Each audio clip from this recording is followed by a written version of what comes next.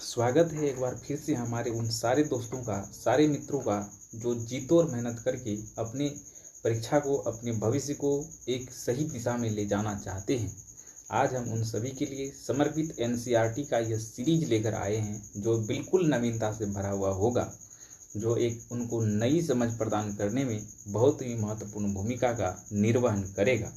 तो इस वीडियो के माध्यम से, इस सेशन के माध्यम से एनसीईआरटी जो ईवीएस की पाठ्यपुस्तक कक्षा 3, 4 और 5 की जो पाठ्यपुस्तकें होती है, जो कि सीटीईटी के एग्जामिनेशन में 1 to 5 के लिए काफ़ी इम्पोर्टेंट होता है कि इन्हीं से सारे प्रश्न पूछे जाते हैं।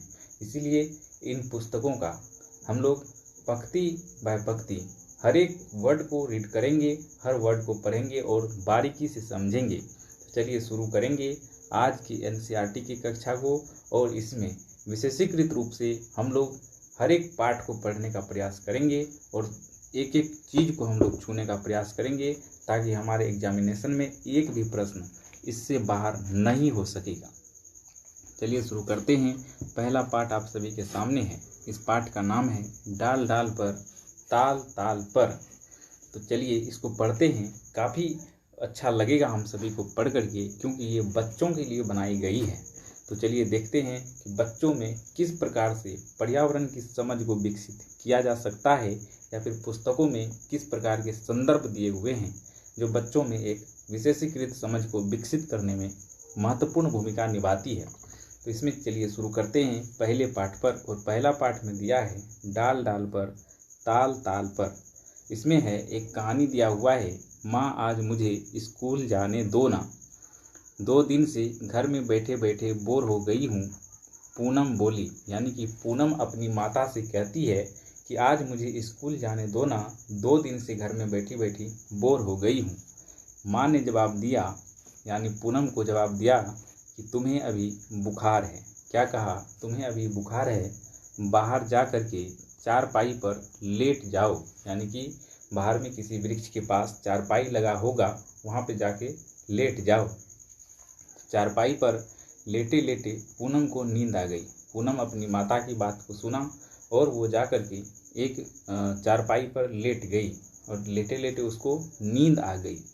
अचानक से उसके चेहरे पर कुछ गिरा।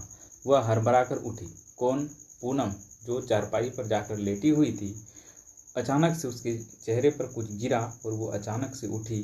उसने अपने गाल पर हाथ लगाया। क्या किया उसने? अपने गाल पर हाथ लगाया और उन्होंने कहा उफ, मतलब यह किसकी शरारत है? उन्होंने कहा उफ, यह किसकी शरारत है? कबूतर की या कौवे की? कौवे की ही लगती है। मतलब यह होता है कि वह लड़की जो थी अपने गाल पर हाथ लगाई और उसको लगा कि इस पर जो गिरा हुआ है ये किसी की शरारत है, अर्थात कबूतर या कौवे ने उसके चेहरे पर पोटी कर दिया होगा। उसको ऐसा अनुभव हुआ छूने के बाद कि कौवे की ही लगती है।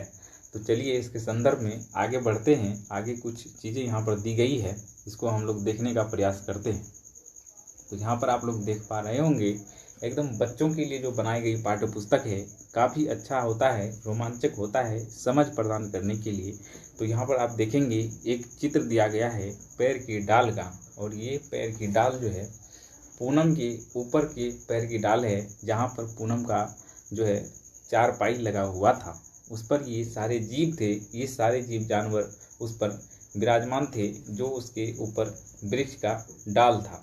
तो सबसे पहले यहाँ पर आप देखेंगे कि जो इस डाल पर कौन कौन से जीव मौजूद हैं। तो सबसे पहले आप देखेंगे यहाँ पे कबूतर है, और यहाँ पर क्या है? बंदर है। यहाँ पर एक जो है गिलहरी है, और यहाँ एक कौवा है, यहाँ एक चिड़िया है, और यहाँ क्या है? तितली है, और यहाँ पर एक मैना का चित्र हम सभी को दिख रहा होगा। तो चलिए चलते हैं अब आगे की ओर। आगे इसमें और क्या दे रखा है, चलिए हम लोग देखते हैं आगे की ओर। आगे आप देखेंगे कि एक यहाँ पर इंस्ट्रक्शन दिया हुआ है। बच्चे अपने आसपास के लोगों और चीज़ों को देखकर, समझकर बहुत कुछ सीखते हैं। बिल्कुल बात सही है, बहुत कुछ सीखते हैं। और एनसीईआरटी में भी हमारा कहा हुआ है कि जीवन के संबंधित का सिद्धांत उसमें दिया गया है। तो यहाँ पर भी आप लोग देखेंगे बच्चे अपने आसपास के लोगों और चीज़ों को देखकर, समझकर बहुत कुछ सीखते हैं, क्योंकि इससे उन्हें प्रत्यक्ष ज्ञान का अनुभव होता है। इस अध्याय से भी कक्षा के बाहर की दुनिया का अवलोकन करवाया जाए। कक्षा में बैठकर केवल पढ़ा नहीं जाए, ये यहाँ पर इंस्ट्रक्शन दिया गया है और ये इंस्ट्रक्शन शिक्षकों को लिए दिया जाता है, जो शिक्षक इस पुस्तकों का, पाठ्य पुस्तकों का जो है अध्ययन करा रहे होते हैं। इनके माध्यम से बच्चों को कक्षा के बाहर गार्डन के वातावरण में ले जा करके, फुलवारी के वातावरण में ले जा करके इस प्रकार के जो है प्रत्यक्ष अनुभवों से उन लोगों को स्पष्ट कराया जाना चाहिए। ये निर्देश इस पाठ्य पुस्तक में दी हुई है। चलिए इसके आगे हम लोग चलते हैं। इसके आगे इस पाठ्य पुस्तक में क्या दिया हुआ है, इसको हम लोग देखते हैं। तो यहाँ पर हम लोग देखेंगे कि अब आगे क्या दिया हुआ है। आगे दिया हुआ है, पूनम ने पैर पर कई जानवर देखे होंगे। तो आपने अभी देखा था एक डाल आपको जो दिख रहा था, वो पूनम के ऊपर का डाल था और उस पर उन्होंने बहुत सारे जानवर को देखा था, जिसके बारे में हमने अभी चर्चा वहाँ पर की थी। तुम्हें चित्र में पैर पर कौन कौन से जानवर दिखाई दे रहे हैं, उनके नाम लिखो। तो कौन कौन से जानवर वहाँ दिखाई दे रहा था, तो सबसे पहले आपने देखा था कि वहाँ पर कौन सा जानवर था, कौवा था। वहाँ पे कौन सा जानवर था, बंदर को आपने देखा होगा। आपने वहाँ पर कौन सा जानवर देखा होगा, आपने वहाँ पर गिलहरी देखा होगा। तो इस प्रकार से वहाँ पर जितने भी जानवर थे, यहाँ पर खोज खोज के आपको लिखना है। ये बातें बच्चों से करवाई जानी है, जो आपके पाठ्य पुस्तक में दी गई थी। इसके बाद आगे हम लोग चलते हैं। हम लोगों को इसके कंटेंट पर ध्यान देना है, जो बच्चों के संदर्भ में यहाँ पर दी गई थी। और एनसीईआरटी के प्रत्येक लाइन आपके प्रश्न बनते हैं एनसीईआरटी से। इसीलिए एनसीईआरटी के हर एक शब्द को पढ़ना हम लोगों का कर्तव्य होगा, जो हमारे एग्जामिनेशन के दृष्टिकोण से महत्वपूर्ण समझ हम लोगों में विकसित करने का प्रयास करेगा। तो चलिए देखते हैं। जमीन से पूनम ने एक पत्ता उठाया। क्या किया? जमीन से पूनम ने एक पत्ता उठाया और बीट को पोंछा। बीट मतलब जो कौवे या मैंने जो पोटी कर देते हैं, उसको हिंदी में बीट का संज्ञा दी गई है, बीट नाम से जाना जाता है। अर्थात उन्होंने क्या किया, एक पत्ता उठाया और बीट को पोंछ लिया। गाल अभी भी चिपचिपा था, उसका गाल अभी भी चिपचिपा लग रहा था, जो वो पदार्थ उसके ऊपर गिरा हुआ था। उसने सोचा, किसने सोचा? पूनम ने सोचा, सामने तालाब में धो आती हूँ, अपने मुंह को तालाब में धो आती हूँ। चलिए अब देखते हैं आगे इसके सेशन में क्या दिया हुआ है। तो यहाँ पर आप देखेंगे कि एक चित्र यहाँ पर दिया गया है, जिस चित्र में यह दर्शाया गया है कि जो तालाब के किनारे ये जो है एक जानवर है, गाय है, जो यहाँ पर क्या कर रही है, ये गाय यहाँ पर क्या कर रही है, ये गाय यहाँ घास खा रही है। और यहाँ पर आप देखेंगे एक कछुआ है जो तालाब के किनारे है, और दो भैंस यहाँ पर आपको दिख रहे होंगे जो अंदर में तालाब में तैर रहे हैं। और इसके ऊपर एक बगुला बैठा हुआ है, जो इसके पीठ पर बैठा हुआ है। इससे भी ये पता चलता है कि बगुला क्या होता है, भैंस का सहजीवी होता है। ये आपको भी ध्यान में रखना है। चलिए आगे देखते हैं। पूनम यहाँ पर मुंह धो रही है, ये यहाँ पर आप सभी देख सकते हैं। चलिए अब आगे इस पाठ्य पुस्तक में देखते हैं आगे और कौन सा संदर्भ यहाँ पर दिया हुआ है। तो आगे यहाँ पर आप सभी देखेंगे कि अगले यहाँ पर लाइन में दिया हुआ है, अगले पंक्ति में दिया हुआ है, पूनम ने तालाब पर किन किन जानवरों को देखा, चित्र देखकर उसके नाम लिखो। तो यहाँ पर हमने अभी आपको एक चित्र दिखाने का प्रयास किया था, जिस चित्र में उन्होंने बहुत सारे जानवरों को दिखाया है। यहाँ पर आप लोग देखेंगे जो चित्र दिखाया गया है, इसमें कौन कौन से चित्र दिखाया गया है। तो आप कहेंगे कि इसमें गाय का चित्र दिखाया गया है। बिल्कुल, यहाँ पर गाय का चित्र दिखाया गया है। और यहाँ पर किस चीज़ का चित्र दिखाया गया है, तो यहाँ पर एक कछुआ का चित्र दिखाया गया है। बिल्कुल, और यहाँ पर आपको कौन सा चित्र दिखाया गया है, तो एक भैंस का चित्र दिखाया गया है, जिस पर एक बगुला है। कौन है? बगुला है। तो यहाँ पर बगुला भी आपका हो जाएगा। तो इतने चित्र को आपको यहाँ पर दिखाया गया है। इन सभी चीज़ों को आपको वहाँ पर लिखना है। और यहाँ पर एक मेढक है, तो इन सभी चीज़ों को आपको लिखना है यहाँ पर। तो चलिए आगे की ओर बढ़ते हैं और देखते हैं वहाँ पर किन किन चीज़ों को हम सभी को लिखना है। तो आप यहाँ पर लिख सकते हैं, क्या लिख सकते हैं आप? यहाँ पर लिख सकते हैं भैंस। आप यहाँ पर लिख सकते हैं जो यहाँ पर आपने देखा था गाय। आपने क्या देखा था? आपने वहाँ पर देखा था बगुला को। आपने वहाँ पर क्या देखा था? आपने वहाँ पर देखा था मेढक को। आपने वहाँ पर क्या देखा था? मेढक को। तो आप ये सभी चीज़ें, जितनी भी चीज़ें वहाँ पर थी, जो आपको वहाँ पर दिख रही थी, तालाब के किनारे आपको दिख रही थी, उन सभी चीज़ों को आप यहाँ पर लिख देंगे। चलिए हम लोग चलते हैं आगे। आगे यहाँ पर क्या दिया हुआ है, कुछ इंस्ट्रक्शन दिए रहते हैं एनसीईआरटी की किताब में। जो पाठ्य पुस्तकों का निर्वहन जो करते हैं, जो उसका अध्ययन अध्यापन करवाते हैं, उनके लिए कुछ इंस्ट्रक्शन दिए होते हैं जिनसे बच्चों को अच्छी समझ प्रदान करने में सहायता प्राप्त होती है।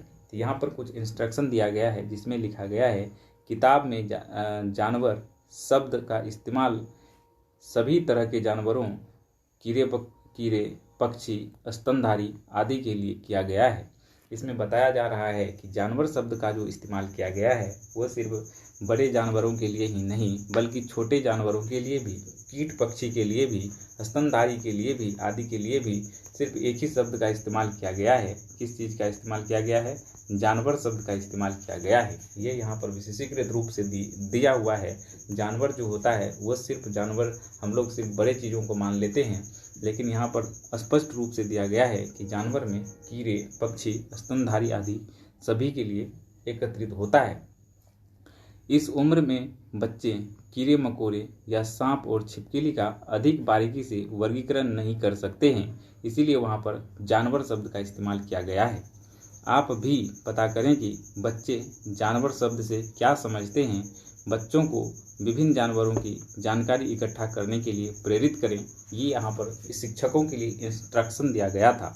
अब यहाँ से भी आपके एनसीईआरटी से प्रश्न उठ सकते हैं कि बच्चों के लिए जानवर शब्द का इस्तेमाल क्यों किया जाता है, और कुछ उसमें ऑप्शन आपको दे दिए जाएंगे जिसमें कि बहुत सारे ऑप्शन होंगे, और उसी में एक ऑप्शन ये भी होगा कि बच्चे छोटे छोटे जानवरों को बारीकी से वर्गीकरण नहीं कर सकते हैं। तो आप में एक विशेषीकृत समझ ये उत्पन्न हो जानी चाहिए कि बच्चों के लिए ये जानवर शब्द का इस्तेमाल करने से का क्या तात्पर्य रहा होगा। चलिए हम लोग चलते हैं आगे की ओर और देखते हैं इस पाठ में और क्या दिया हुआ है। तो चलिए यहाँ पर हम लोग पढ़ते हैं इस लाइन में क्या दिया हुआ है। तालाब पर दिखे जानवरों का अभिनय यानी एक्शन करके दिखाओ, कौन सा जानवर क्या हरकत करता होगा। मतलब तालाब में जो जानवर वहाँ पर दिख रहा था उनके अभिनय यानी एक्शन करके दिखाओ कि कौन किस प्रकार से बोल रहा था। यानी कि मछली जो आपको दिख रही थी, बगुला जो आपको दिख रहा था, भैंस आपको दिख रहा था, या फिर गाय जो आपको दिख रही थी, इन सभी में किस प्रकार की आवाज़ें निकलती है, इनका हरकत करके आपको दिखाना है। ये आप एक्शन करके वहाँ पर दिखाएंगे कक्ष में। जानवरों की अलग अलग आवाज़ें भी आपको निकालनी है और बच्चों को इससे स्पष्ट रूप से अवगत करानी है। जानवरों के चलने का ढंग क्या होता है ये आपको दिखाना है। कक्ष में अलग अलग होता है, प्रत्येक जानवर का चलने का ढंग अलग अलग होता है। कुछ चलते हैं तो कुछ रेंगते हैं, बिल्कुल कुछ चलते हैं और कुछ रेंगते हैं। ऐसे जानवर आपने देखा होगा जो इसके संदर्भ में बातें की जा रही है। जैसे सांप की यदि हम बात करेंगे तो सांप रेंगने वाले जानवरों में आते हैं। तो इस प्रकार से बहुत सारे जानवर होते हैं जो कुछ चलने का ढंग उसका अलग अलग होता है। कुछ जानवर चलते हैं पैरों के माध्यम से, कुछ जानवर क्या करते हैं, रेंगते हैं। तो इस प्रकार की बातें यहाँ पर स्पष्ट रूप से यहाँ पर दिया गया है एनसीईआरटी की पुस्तक में, जो कक्षा 3 की ईवीएस की पुस्तक है। इसमें आप देखेंगे कुछ उड़ते हैं, इसमें से कुछ जानवर ऐसे भी हैं जो कीट हैं, जो चिड़ियाँ हैं वो क्या करते हैं, उड़ते हैं। तो कुछ क्या करते हैं, तैरते हैं, कुछ तैरते हैं। इसके लिए कुछ पैरों की मदद लेते हैं। बिल्कुल तैरने के लिए कुछ जानवर पैरों की भी मदद लेते हैं, तो कुछ पंखों के माध्यम से उड़ते हैं, तो कुछ पूंछ का सहारा भी लेते हैं। बिल्कुल ये सभी चीज़ें जीवों के संदर्भ में एक स्पष्ट रूप से आपको ज्ञान प्रदान कर रहा है, जो आपके एग्जामिनेशन के दृष्टिकोण से काफ़ी ही महत्वपूर्ण रहेगा। चलिए आगे देखते हैं इसमें क्या दिया हुआ है। तुमने भी बहुत सारे जानवर देखे होंगे। ये किसके लिए दिया गया है? ये पाठ्य पुस्तक को पढ़ने वाले के लिए, पाठकों के लिए है। जो बच्चे इस पाठ्य पुस्तक को पढ़ते हैं उसके लिए प्रोजेक्ट वर्क के माध्यम से उससे कार्य करवाया जा रहा है, जिसमें ये प्रश्न दिया गया है कि तुमने भी सारे जानवर देखे होंगे, बहुत सारे जानवर तुमने भी देखे होंगे। उनमें से कौन कौन से जानवर आपने जो उड़ते हैं उसके नाम आपको यहाँ पर लिखना है, जो रेंगते हैं उसके नाम लिखना है। तो यहाँ पर इसके संदर्भ में जो बातें दी गई थी ये यहाँ तक हमने संदर्भित रूप से देख लिया है। अब हम लोग चलते हैं आगे की ओर। आगे इसमें क्या दिया हुआ है इसके संदर्भ में बातें हम लोग करते हैं। तो यहाँ पर आपने देखा कि जो उड़ते हैं उसके नाम यहाँ पर लिखना है, जो रेंगते हैं उनके नामों को लिखना है, जो चलते हैं उनके नामों को लिखना है, जो फुदकते हैं उनके नामों को लिखना है, पंख वाले जानवरों का नाम लिखना है, और यहाँ पर पैर वाले जानवरों का नाम लिखना है। ये बच्चों से करवाई जाने वाली कुछ कार्य है जो कक्षा कक्ष में बच्चों से करवाई जाती है। चलिए हम लोग चलते हैं आगे और क्या दिया हुआ है इस पाठ में उसको हम लोग देखते हैं। तो आगे यहाँ पर आप देखेंगे कि यहाँ पर जो दिया हुआ है, जानवर अलग अलग जगह रहते हैं। कहाँ कहाँ रहते हैं? अलग अलग जगहों पर रहते हैं। बिल्कुल, कुछ जानवर पैरों पर रहते हैं तो कुछ जानवर पानी में रहते हैं। कुछ जानवर कहाँ रहते हैं? पैरों पर रहते हैं। तो कुछ जानवर कहाँ रहते हैं? पानी में रहते हैं। कुछ ज़मीन पर रहते हैं, कुछ उसके नीचे रहते हैं। ये एक विशेषीकृत समझ होगी उन बच्चों के लिए जो कक्षा 3 के पाठ्यपुस्तक को पढ़ रहे होंगे। कुछ तो हमारे घरों में भी रहते हैं। तो ये बातें जो है बच्चों में स्पष्ट समझ विकसित करने में काफ़ी महत्वपूर्ण भूमिका निभाएंगी। चलिए आगे कुछ दिया गया है, इसके बारे में हम लोग पढ़ते हैं। जानवरों के रंग, रूप, चाल, आवाज़ आदि देखना तथा उसकी नकल करना बच्चों को बहुत रोचक लगता है। बिल्कुल, आप सभी देखे होंगे कि बहुत सारे बच्चे जो होते हैं वो कोई मेढक का आवाज़ निकालते हैं तो कोई मुर्गे का आवाज़ निकालते हैं। बहुत ही रोचक ढंग से वो इसको प्रस्तुत करते हैं। जानवरों की विविधता देखकर उनके अलग अलग समूह बनाने से ही वर्गीकरण की शुरुआत होती है। बिल्कुल, वो समूह और वर्गीकरण करके समूह बनाना शुरू कर देते हैं। चलिए आगे की ओर देखते हैं इसमें और क्या दिया हुआ है इस पाठ के अंदर। तो आगे आप लोग देखेंगे, नीचे दिए गए चित्रों को देखो। यहाँ लिखा गया है, नीचे दिए गए चित्रों को देखो, इनमें से जो जानवर तुम्हारे घर में नहीं रहते हैं उनमें रंग भरना है। तो यहाँ पर आप देखेंगे कि कुछ जानवर के चित्र यहाँ पर दिए गए हैं। जो जानवर तुम्हारे घर में नहीं रहता है उसमें यहाँ पर रंग भरना है। तो ये क्या है? एक यहाँ पर आप लोग देखे होंगे घोड़ा, जो सबके घरों में नहीं होता है। कुत्ता लगभग घरों में पाया जाता है। ये सबसे पहले मानव ने इसको पालतू बनाया था। इसके बाद मुर्गी भी हर बस्ती में मिल ही जाता है। इसके बाद है बिल्ली, जो हर घरों में देखने के लिए मिलती है। ये है चिड़िया, जो सबके घरों में नहीं रहती है। तो इस प्रकार से बहुत सारे जीव यहाँ पर हैं। जो भी बच्चे को ऐसा लगेगा कि जो उसके घर में नहीं है वो इसमें रंग भरने का प्रयास करेंगे। इसके बाद हम लोग चलते हैं आगे इस पाठ्यपुस्तक में और क्या दिया हुआ है। तो आगे हम लोग यहाँ पर देखते हैं, यहाँ कुछ जानवरों के अधूरे चित्र दिए गए हैं। यहाँ लिखा गया है, यहाँ कुछ जानवरों के अधूरे चित्र दिए गए हैं जिन्हें पूरा करो और इसके नीचे नाम लिखो। ये बच्चों से कही जा रही है पाठ्यपुस्तक के माध्यमों से। जो बच्चे इस पाठ्यपुस्तक का अध्ययन कर रहे होते हैं कक्षा 3 की, बच्चों से ये बातें कही जा रही है। यहाँ पर एक चित्र बनाया हुआ है जो अधूरा है। इसको पूरा करने के लिए बच्चों से कहा जाएगा। जो बच्चे इसको पूरा करने का प्रयास करेंगे और ये क्या बन जाएगा? कुत्ता, जिसका नाम यहाँ पर लिखना होगा बच्चों के लिए वर्क दी गई है इस पाठ्यपुस्तक में। चलिए हम लोग आगे चलते हैं और देखते हैं पाठ्यपुस्तक के संदर्भ में और किन किन बातों को यहाँ पर सम्मिलित किया गया है। तो आगे हम लोग देखते हैं, यहाँ पर दिया गया है, मैं कौन हूँ? वर्ग पहेली में मेरा नाम ढूंढो और उन पर घेरा लगाओ।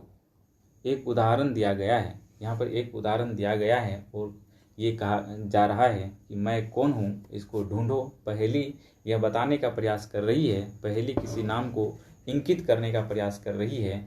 कौन सा नाम है उसको चुन करके यहाँ पर आपको घेरा लगाना है। एक एग्जाम्पल के रूप में एक उदाहरण यहाँ पर दिया गया है, जैसे छत पर बैठ कर केला खाऊं, इधर उधर मैं कूद लगाऊं। तो ये क्या हो सकता है? आपको दिमाग लगानी है। यानी कि बच्चों के लिए कक्षा 3 के पाठ्यपुस्तकों में ऐसी यहाँ पर दिया गया है पहेली जो बच्चों के जो है वातावरण से संदर्भित होता है, जिसे बच्चे रोज देखते हैं, समझते हैं, उससे संदर्भित यहाँ पर बातें की गई है।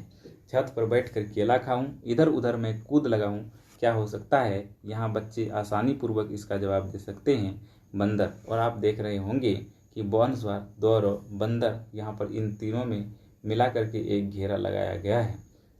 इसी प्रकार से यहाँ पर दूसरे नंबर में दिया गया है, दीवारों पर जाल बनाऊं, जिनमें कीड़ों को फंसाऊं। बताइए ये क्या हो सकता है?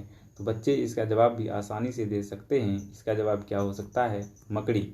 तो यहाँ पर आप लोग देखेंगे मकड़ी कहाँ पर है, उसमें हम लोगों को घेरा लगाना है।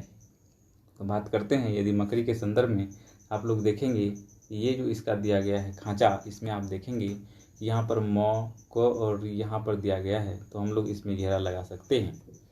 आगे दिया गया है, जाग जाग कर रात बिताऊं, दिन निकले तो मैं सो जाऊं, क्या हो सकता है, क्या हो सकता है बताएंगे। जाग जाग कर रात बिताऊं, दिन निकले तो मैं सो जाऊं, क्या हो सकता है। आपको पता है क्या हो सकता है। यहाँ पर हो सकता है मच्छर हो सकता है। मच्छर आप लोग खोज के देखेंगे मच्छर कहाँ पर है।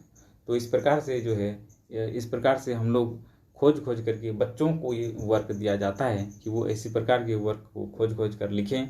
बच्चे आसपास जो बहुत सारी चीज़ों को देखते हैं उनको ये जो है उनसे जोड़ने का प्रयास किया जा रहा है, जो पर्यावरण के संदर्भ में उसको एक विशेषीकृत समझ उत्पन्न करने में काफ़ी महत्वपूर्ण भूमिका निभाएगी। चलिए हम लोग चलते हैं आगे की ओर और देखते हैं एक पाठ्य पुस्तक में क्या दे रखा है। चलिए चलते हैं आगे की ओर। तो यहाँ पर हम लोग देखेंगे आगे क्या दिया हुआ है। तो यहाँ पर दिया हुआ है पहेली 6 का आधार पंचतंत्र की कहानी खरगोश और कछुआ का है। कहानी सुनाकर बच्चों को पंचतंत्र की कहानी पढ़ने के लिए भी प्रेरित कर सकते हैं, और जो इसमें बहुत सारी सीख मिलते हैं पंचतंत्र की कहानियों में, इसके संदर्भ में हम बच्चों को प्रेरित कर सकते हैं कि वो इनके संदर्भित कहानियों को पढ़ें, जिनसे उसे विभिन्न प्रकार के ज्ञानों का प्राप्ति हो सकेगा। चलिए हम लोग चलते हैं आगे की ओर और देखते हैं और कौन सा संदर्भ इस पाठ्य पुस्तक में दिया गया है। तो यहाँ पर आप देखेंगे कि एक चित्र यहाँ पर दिया गया है जो इस पाठ्य पुस्तक में बच्चों के लिए काफ़ी महत्वपूर्ण रहा होगा। तो चलिए आगे देखते हैं इस चित्र के माध्यम से क्या पूछा गया है बच्चों से। तो यहाँ आप देखेंगे कि जादू उंगलियों का, ये इसका नाम दिया गया है जादू उंगलियों का, अर्थात बच्चों को उंगलियों का जादू यहाँ पर दिखाया जाएगा। चित्र में देखो और बताओ कि निशान उंगलियों के हैं, कौन से अंगूठे के हैं। तुम भी इस तरह स्याही के गीले रंग से कागज पर जानवरों के चित्र बनाओ। दिए गए चित्रों की नकल मत करना, अपने मन से बनाना। इस चित्रों में से स्कूल और घर को सजाओ। ये कहा गया है, ये इंस्ट्रक्शन बच्चों को दिया गया है।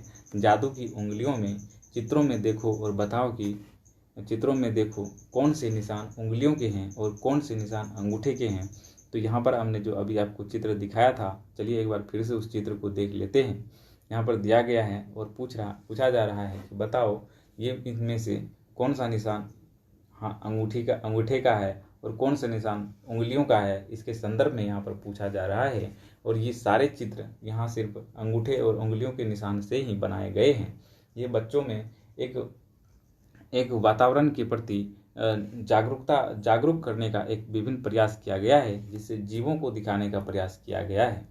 एक जीवित प्रयास हो सकता है पर्यावरण के संदर्भ में बच्चों में विशेषीकृत समझ उत्पन्न करने में। चलिए आगे देखते हैं और क्या इस पाठ्य पुस्तक में दिया गया है। तो यहाँ पर आप देखेंगे बच्चों को सृजनात्मक, इसमें बच्चों को क्या होगा, बच्चों में क्या होगा, सृजनात्मक गतिविधि, जैसे उंगलियों के अंगूठों पर रंग लगाकर चित्र बनाना अच्छा लगता होगा। इससे क्या होगा, बच्चों में जो है एक सृजनात्मक गुणों का विकास होगा और वो विभिन्न प्रकार के जानवरों का चित्र बनाना सीख जाएंगे, जिससे वो विभिन्न प्रकार के चित्रों को बनाने में निपुण हो सकते हैं। ये उनके लिए क्या होगा, उनमें सृजनात्मकता का विकास करने के लिए काफ़ी महत्वपूर्ण भूमिका का निर्वहन कर सकता है। चलिए अब चलते हैं और देखते हैं और क्या इन पाठ्य पुस्तकों में दिया हुआ है। आगे आप देखेंगे आओ कुछ चित्र बनाएं। ये बच्चों के लिए एक छोटा सा प्रोजेक्ट वर्क दिया गया है। आओ कुछ चित्र बनाएं। किसी ऐसे जानवर का चित्र कॉपी में बनाओ जिसे तुमने देखा है। ये बच्चों के लिए एक इंस्ट्रक्शन होगा, जो कक्षा 3 में जो बच्चे पढ़ रहे होंगे उनके लिए ये इंस्ट्रक्शन दिया रहेगा कि ऐसे चित्र को बनाओ, कॉपी में बनाओ जिसे तुमने देखा है, जिसको आपने देखा है ऐसे चित्र को आप कॉपी में बनाओ। तो ये इसके लिए इंस्ट्रक्शन होगा जो कक्षा 3 में जो बच्चे पढ़ रहे होंगे उनके लिए, उनको पर्यावरण सिखाने के लिए ये विशेषीकृत रूप से प्रश्नों का संदर्भ इसमें सेट किया गया है। आगे हम लोग देखेंगे, आगे यहाँ पर देखेंगे 3 बच्चे मिलकर एक चित्र बनाओ, अर्थात ये जो पाठ है ये 3 पार्टों में विभक्त है। तो 3 पार्टों में मिलकर के एक चित्र को बनाओ, कोई इस भाग को बनाओ, कोई इस भाग को बनाओ, कोई इस भाग को बनाओ। ऐसी बातें यहाँ पर कही जा रही थी। आगे हम लोग देखेंगे, आगे यहाँ पर क्या दिया गया है, एक कागज को 3 हिस्सों में मोड़ लो। 3 हिस्से में मोड़ लिया गया है। यहाँ आप देखेंगे 1 हिस्सा, 2 हिस्सा और 3 हिस्से में मोड़ लो। ये यहाँ पर इंस्ट्रक्शन दिया गया है उन बच्चों के लिए जो कक्षा 3 के पाठ्य पुस्तकों को पढ़ रहे होंगे, और उनमें इसके समझ को विकसित करने के लिए एक जानवरों के चित्र बनाने के लिए कहा गया है, जो उनमें पर्यावरणीय दृष्टिकोण को विकसित करने में सक्षम हो सकेगा। चलिए आगे चलते हैं और देखते हैं कि पाठ्य पुस्तक में और किन बातों को समावेश किया गया है, किन बातों को लिया गया है। यहाँ आप देखेंगे एक बच्ची कागज के पहले हिस्से में किसी जानवर का मुंह बनाए हुए है। कागज के पहले हिस्से में किसी जानवर का मुंह बनाए हुए है। कागज को मोड़कर अपने चित्र को छुपा लें, कागज को मोड़कर अपने चित्र को छिपा लें और फिर दूसरे बच्चे को दूसरे हिस्से का चित्र बनाने के लिए दे दिया जाए तो उसे यह पता नहीं चलेगा कि पहले वाले भाग में हाथी का चित्र था, गधे का चित्र था, घोड़े का चित्र था। इस भाग का पता नहीं चल पाएगा। तो वो बच्चे जिस चित्र को अपने परिवेश में, अपने घरों में देखे होंगे, उन्हीं का वो धर उसमें बना देंगे। तो यहाँ पर एक विशेषीकृत प्रकार का जो है चित्र उभर कर सामने आएगा। तो यहाँ पर जो दूसरे बच्चों को हम देंगे तो वह अपने परिवेश में दिखने वाले जानवरों के धर बना देंगे। तीसरे बच्चे के पास जब हम उसको देंगे तो उन दोनों को छिपा देंगे जो पहले से बनाए हुए थे। तीसरी बच्चे की किसी और जानवर के पैर बनाएंगे। तो इस प्रकार से क्या होंगे कि ये जो पूरा जो चित्र होगा वो चित्र एक दूसरे ही रूप धारण कर लेंगे। अब इस पूरे कागज को खोलो और चित्र देखो कि किस प्रकार का चित्र बना है। तो यहाँ पर आप देखेंगे जो चित्र का निर्माण हुआ है ये बिल्कुल किस प्रकार के चित्रों का निर्माण हुआ है आप यहाँ पर देख सकते हैं कि ऊपर में हाथी का लगा हुआ है, इधर मोर का लगा हुआ है और इधर पैर जानवर का, दूसरे जानवर का लगा हुआ है। तो ये बिल्कुल जो है अलग अलग प्रकार के पैर हैं। इसमें देखिए आप बच्चों को 3 चीज़ों की पहचान होंगी। एक तो सबसे पहले हाथी का और दूसरा क्या होगा यहाँ बत्तख का और यहाँ से यहाँ तक आप देखेंगे तो किसी जानवर के पैर का यहाँ पर चित्र दिख रहा है। तो इस प्रकार से बच्चे 3 चीज़ों के संदर्भ में जान सकेंगे और बच्चों में पर्यावरण के संदर्भ में, जीवों के संदर्भ में विशेषीकृत समझ एक उत्पन्न हो सकेगा। इसके संदर्भ में उसमें एक विशेष समझ का जो है निर्माण हो सकेगा। आगे देखते हैं यहाँ क्या दिया हुआ है। बच्चों को प्रोत्साहित करना चाहिए। वहाँ पर बच्चों को आप प्रोत्साहित करें। शिक्षकों की ये जिम्मेदारी होगी कि वह बच्चों को प्रोत्साहित करें। वे जानवरों को ध्यान से देखें, जानवरों को ध्यान से देखें और अपने मन में चित्र बनाएं। समूह में चित्र बनाने की बच्चों की सहायता की आवश्यकता हो सकती है। समूह में चित्र बनाने में बच्चों को सहायता की आवश्यकता हो सकती है। उसमें बच्चों को सहायता प्रदान करेंगे, ये शिक्षकों का दायित्व होगा। ये निर्देश आपके एनसीईआरटी के पाठ्य पुस्तक में दी हुई रहती है। चलिए आगे देखते हैं और कौन सी बातों को समावेश किया गया है एनसीईआरटी के पाठ्य पुस्तक में। तो यहाँ पर हम लोग देखते हैं कि जो समावेश किया गया है इसमें दिया गया है अगले बिंदु में, किसी पैर के नीचे कुछ देर बैठो, किसी पैर के नीचे कुछ देर बैठो, ध्यान से देखो और पैर पर उसके आसपास कौन कौन से जानवर नजर आ रहे हैं, इस जानवरों के नाम यहाँ पर लिखो। ये बच्चों से कहा जाएगा जो कक्षा 3 में पर्यावरण की पाठ्य पुस्तकों को पढ़ रहे होंगे। उनके लिए यह दिशा निर्देश होगा कि आप जो है कुछ देर तक उसको किसी पैर के नीचे बैठने दिया जाएगा, जिसके बाद उनसे कहा जाएगा कि इसमें ध्यान से देखो पैर पर और उसके आसपास कौन कौन से जानवर आपको दिख रहे हैं। उस जानवरों को खोज कर आपको लिखना है, अर्थात डालियों पर कौन जानवर बैठे हुए हैं, पत्तों पर कौन से जीव बैठे हुए हैं, तने पर कौन से जीव हैं, जमीन पर कौन से जीव हैं, पैर के आसपास कौन कौन से जीव हैं, उनको देखना है और उनको लिखना है। और इसके बाद यहाँ पर इंस्ट्रक्शन आपको दिया गया है जो अब इन जानवरों को एक क्रम में लिखो, छोटे से बड़े तक। इससे बच्चों में जानवरों के प्रति एक विशेषीकृत समझ उत्पन्न हो सकेगा। एक उसके संबंध में स्पष्ट और प्रत्यक्ष ज्ञान उसको हो सकेगा जो उसमें पर्यावरणीय दृष्टिकोण को विकसित करने में सक्षम भूमिका निभा सकेगा। आगे चलते हैं इस पाठ्य पुस्तक में और किन बातों को समावेश किया गया है जो इससे संदर्भित है। तो आगे यहाँ पर आप देखेंगे जो दिया गया है, अब इन जानवरों को एक क्रम में लिखो, छोटे से बड़े तक। ये बच्चों में इस प्रकार की भावनाओं का विकास किया जाएगा जिससे बच्चे जानवरों की क्रमबद्धता को समझ सकेंगे, जानवरों की श्रेणी को समझ सकेंगे कि कौन से जानवर बड़े हैं, कौन से जानवर छोटे हैं। बच्चों में एक समझ का विकास हो सकेगा, एक जो है वैज्ञानिक भाव का विकास हो सकेगा। इसके संदर्भ में उनमें विशेषीकृत समझ उत्पन्न हो सकेगा।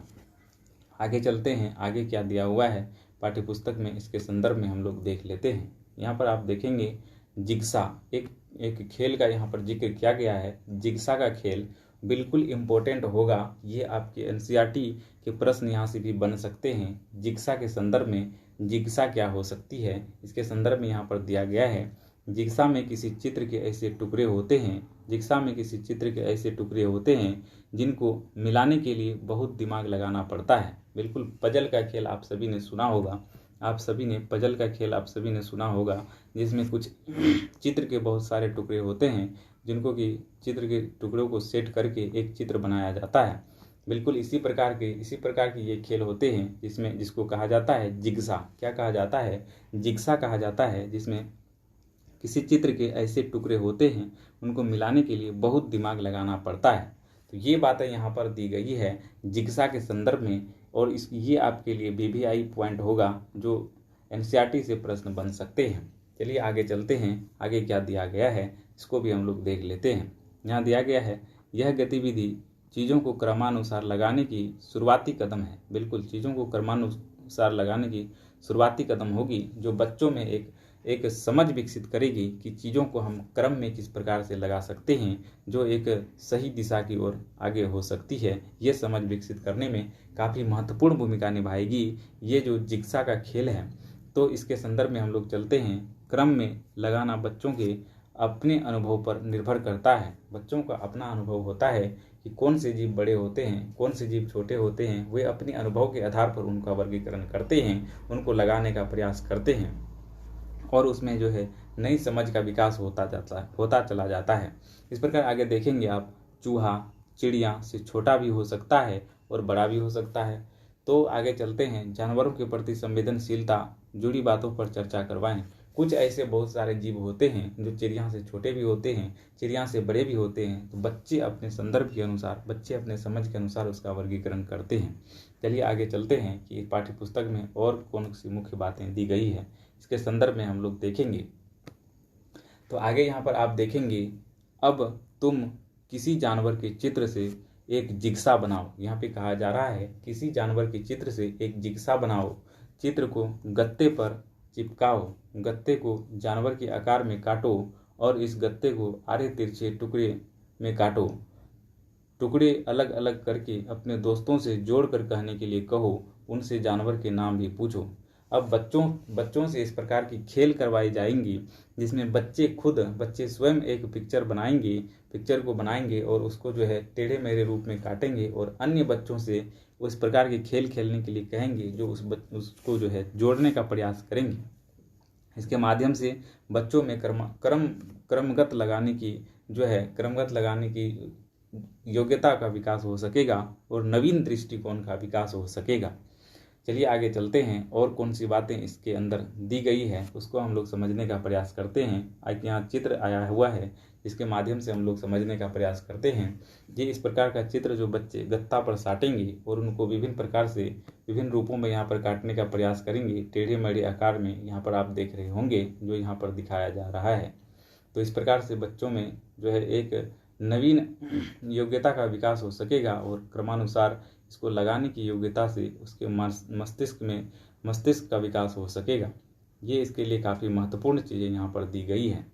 चलिए आगे देखते हैं और कौन सी बातों को इस पाठ्य पुस्तक में समावेश किया गया है। तो यहाँ आप देखेंगे कि जिग्सा के संदर्भ में यहाँ पर कुछ बातें यहाँ पर लिखी गई है जो जिग्सा के संदर्भ में यहाँ पर दिया गया है। जिग्सा ऐसा बनाया जाए, यहाँ कहा गया है कि जिग्सा ऐसा बनाया जाए कि उसमें कुछ चुनौती हो, अर्थात सीधे सादे जिग्सा को नहीं बनाया जाना चाहिए। अर्थात जिस प्रकार से आप इस पे किसी चित्र को साटते हैं और इसको काटेंगे तो सीधा सीधी यदि आप इस प्रकार से काट देंगे तो ये बिल्कुल आसान होगा और चारों तरफ से जोड़कर तुरंत इसका निर्माण कर लिया जाएगा।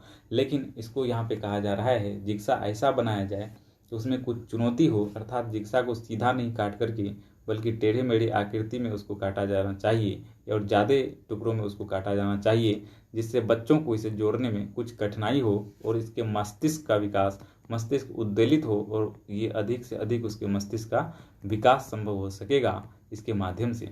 ये बातें यहाँ पर बताने का प्रयास किया जा रहा है।